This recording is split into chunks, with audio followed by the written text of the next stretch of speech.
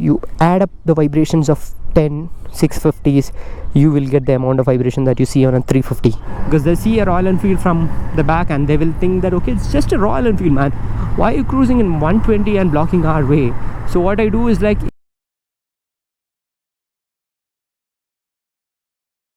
what's up YouTube, welcome back to my channel once again, and in this video I'm gonna talk about this motorcycle, the Continental GT650, and this is going to be my detailed review.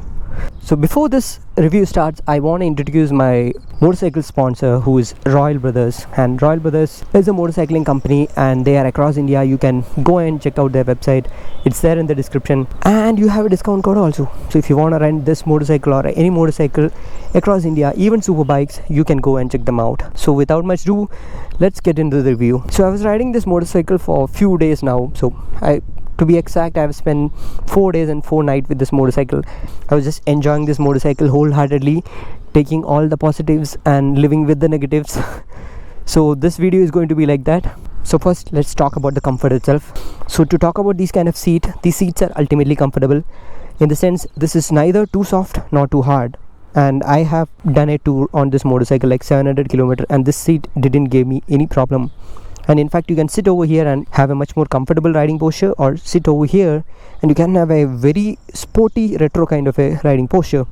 And this seat is also, the pillion seat is also wide enough, but the only thing is it depends on your pillion whether he or she will be comfortable, because you will be having a sporty riding posture because you will be leaning a bit more forward, but your pillion will be upright. So if you are on R15V3 and all, then your pillion also slant with you and hug you, and you have that kind of a riding dynamics with your pillion. But on this motorcycle, it's like you are slanting but your pillion is quite upright, and pillion will feel that you are staying away from her or away from him.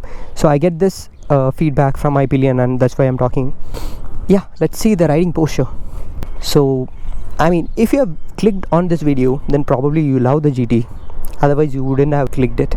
You could have went for the Interceptor 650 instead. So the reason why I love this motorcycle is the kind of riding posture and the look it gives. It's a true cafe racer. I mean, this is my normal riding stance and I slant more to grab the handlebar. So the thing is, like, it's not as aggressive as an R15 Ocean 3 or an RC390 or that kind of super sporty kind of a riding posture, but this is not so much relaxed like a Duke 390. If you are slightly on to a fluffy side, so you have a slightly more upper body weight, then people tend to put a lot of pressure onto their hands, so that is going to make a little bit of problem. I have ridden this motorcycle for tours, for off-roads and for city use also.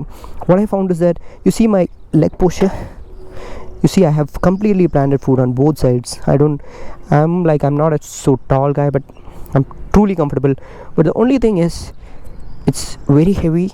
You need to take an account of that, and I was struggling because of this heaviness and the sporty riding posture, because while taking this on the highways, you don't have anything to worry. You just need to be with the riding ergonomics and stay on the highway, and you can just cruise it like that, no problem with the ergonomics.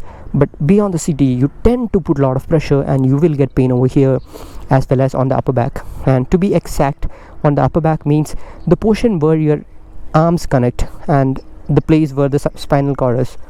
I mean, you could see that in the photo. So that's the place where you get a lot of pressure. And one more thing is that you cannot hug the tank with your legs. So the problem is, you might end up touching the engine. You have an engine guard over here. This is a heat guard, but the thing is, still you will go and touch it. This is not a proper guard. This is just a warning, that's all. Even I have touched it multiple times, so now I'm a little bit afraid when I make my thighs close. So that is the only problem, because it's heavy, and that makes this motorcycle to be a slightly painful motorcycle for city use. Beautiful weather, man. I don't know whether it will rain. Okay, so yeah, I was talking about the heaviness. In the last 4 days, my painful job was to pull this out of the parking lot. Many a times I slipped when I was using a chappal. I was too much scared, because if you slip and you drop it, I mean, you don't have any other option. Like, otherwise you should have those muscular thighs and all. I mean, being a skinny guy, you cannot hold on to that weight when it is slanting. So logic was, if it is falling, let it fall. I'll get some guys and then later I'll pick it up.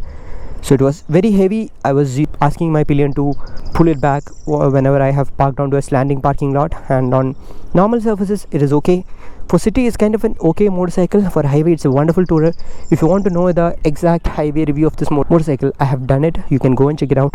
That video will cover everything as a tourer. You know that I tour a lot and I have done all my investigation on this, and that video will help you if you are looking for a tourer. And a few other things like the exhaust, it sounds way sweet.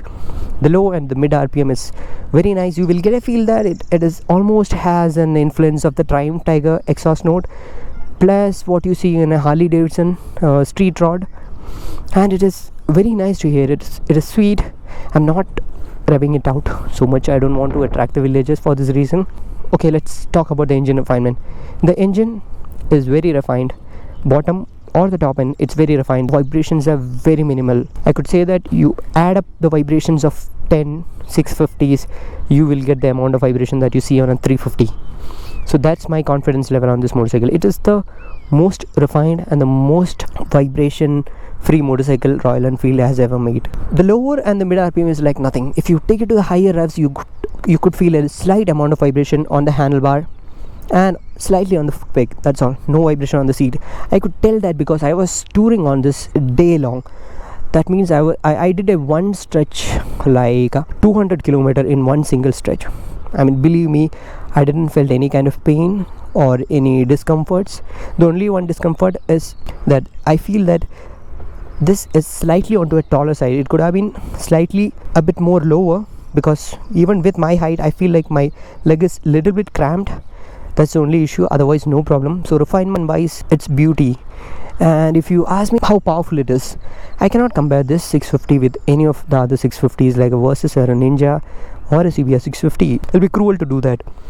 This will be competing with the Duke 390, RR 310 and those kind of motorcycles which you see in single cylinder, and of course the Benelli 300, 302 and the R3 and Ninja. That's all. So comparing to those two cylinders that you've seen in the 300cc, I'll tell that this is not as refined as that one, but still it is refined, and it doesn't give you that much pull also. This is not as fast as the Duke 390, okay, in the sense the 0 to 100, but it could climb to a speed of 160 or even to 170.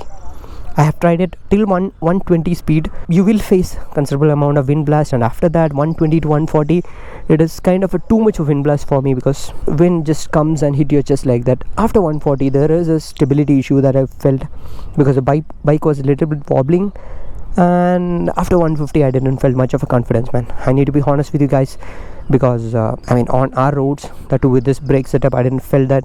Okay, let's talk about the brake. The brake is not bad. The thing what it makes bad is the heaviness of this motorcycle, because since it is too much heavy, you will have a feel that okay, it's a heavy machine and it's going in 120. Can this be stopped with this kind of a braking setup? I mean, in lower speeds no problem, the brakes are wonderful and it is progressive. That's one thing. It's more beginner friendly. When I tell beginner friendly, it's not for someone who's upgrading from a scooter. The reason is because it's way heavy, and if you're gonna learn the gear, clutch and all the stuff on this motorcycle, it will be a very hard time for you. So get experience on a 150cc motorcycle. This is going to be a wonderful upgrade. And I didn't face any issue with the ground clearance. I was doing off-roads, no issue with the ground clearance, but with this kind of a riding stance and too heavy machine, off-roading was very bad. I could feel the pain after a day also, like off-road on Saturday evening, and even Monday morning I had that pain over my wrist as well as the back. So it is way bad. And we were doing off-road with the Himalayan just went past, and I was trying to chase in the sense I was doing 10 to 15 km per hour and trying to chase, and it was so horrible. So off-roading is a very bad thing on this motorcycle, need to say that. And this loves highways. As I told in the beginning, if you have clicked on this video, you love the GT more than the Interceptor. I like the Interceptor, but it is kind of an okay bike, in the sense it didn't appeal me over the looks. But this one, yes, definitely I do. You look at the paint scheme. If you want to change the entire paint scheme of this motorcycle, just work on this petrol tank, that's all. I mean, you can change the entire color and the look of this motorcycle. It's so good. And for city use, it is okay. Okay, let's talk about the throw of this headlight. The low beam is not so good, okay-ish. High beam is good, it is giving a good throw, but low beam is kind of falling over here and it's not giving so much of brightness. Of course, not working on highways, so I was forced to use a high beam, and I switch back whenever a vehicle comes opposite for you. And let's talk about the gearbox. The gearbox is actually good. It is smooth. It is not so much crisp, but it is smooth and comfortable to do upshift and all, no problem. And downshifting is also good. No false neutrals in the entire this 1200 kilometers of ride. I only had one false neutral, that too I think from second to third I was doing, and it just went like that. I don't know the reason. And the clutch feel, I mean, I need to say that I just had a little hard time on using this clutch. Generally it should be a medium tight or loose, but this clutch is a bit heavy. I was feeling so much of pain when I was doing city rides, but you can do the clutchless upshift if you want, and if you know how to do that. And these mirrors, like, crazy.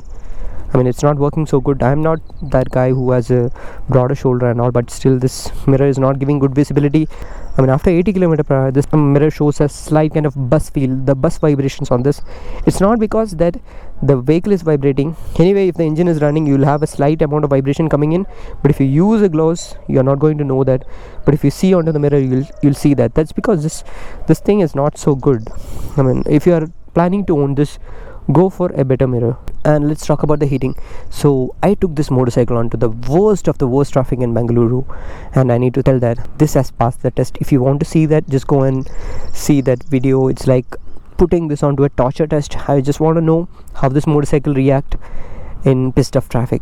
So not much of a heating issue. Yes, it heats a little bit, but it doesn't throw the heat onto your skin and burn like that 10 to 15 minutes in dead traffic. Then that's not an issue at all. This motorcycle will take this.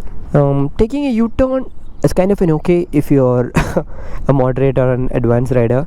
A beginner rider should be very careful with this motorcycle, because you might drop it, because it's not because of the wheelbase. Again, it's because of the heaviness. I might be telling this the heaviness of this motorcycle multiple times in this video, because that's only one thing really bad that I saw in this motorcycle. Otherwise, it's a great machine to own. And talking about the suspension, the front suspension is slightly plushy when you compare to the rear one, because while doing the off-roads, the front suspension was helping me a little bit. Even in this road also, the front suspension was making sure that I'm having a little bit of comfort, but the rear one is onto it at the side. So off-roads, again, it's a bad choice. And to talk about the mileage, I was truly impressed with the mileage that this motorcycle gave. It almost gave me 26 and 28 on highways. Can you believe it? It's a 650cc motorcycle. I was cruising from 90 to 120. What an amazing mileage what I got. And in city I was getting around 20 to 22. That's good. If you have completely pissed off traffic, then 18 to 20, that's what you can expect, but still a good mileage. And from an ownership point of view, this will cost you around 3,000 to 4,000 rupees per service, and the service runs in 10,000 kilometers. So that's a good deal. 10,000 kilometers and 3,000 to 4,000, it's a good deal.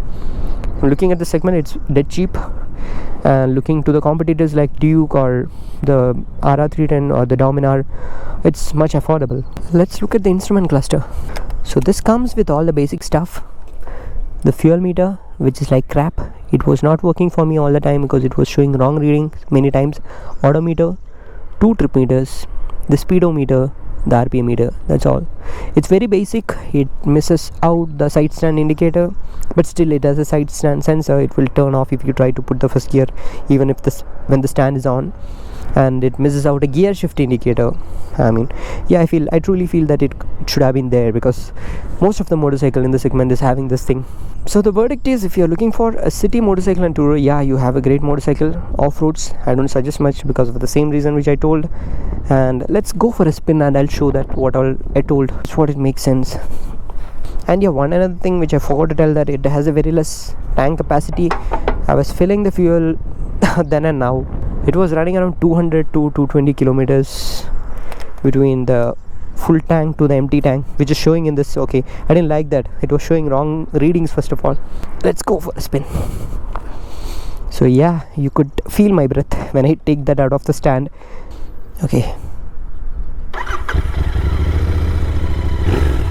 There's a slight whistling sound from the exhaust, as well as that grunt sound.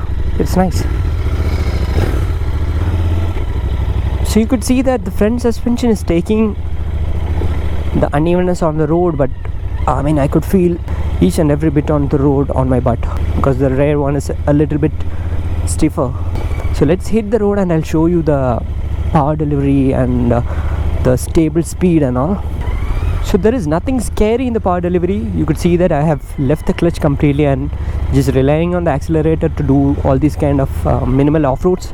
So that means that the power delivery is very linear and it's completely under control. It's almost like a 250-300cc motorcycle. So let's rev it out.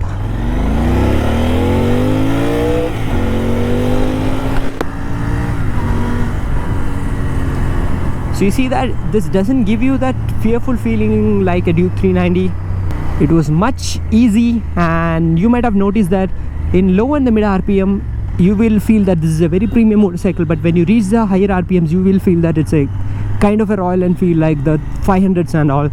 It will start giving some amount of vibrations on this handlebar, as well as the exhaust note changes, and you will feel that thump feel over the higher RPMs. Otherwise this is like easy machine. And climbing from 120 to 140 is like nothing, man. I mean, if you're in the 6th gear, like I was doing that yesterday, and like some car guys will underestimate this motorcycle because they see a Royal Enfield from the back and they will think that okay, it's just a Royal Enfield, man, why are you cruising in 120 and blocking our way?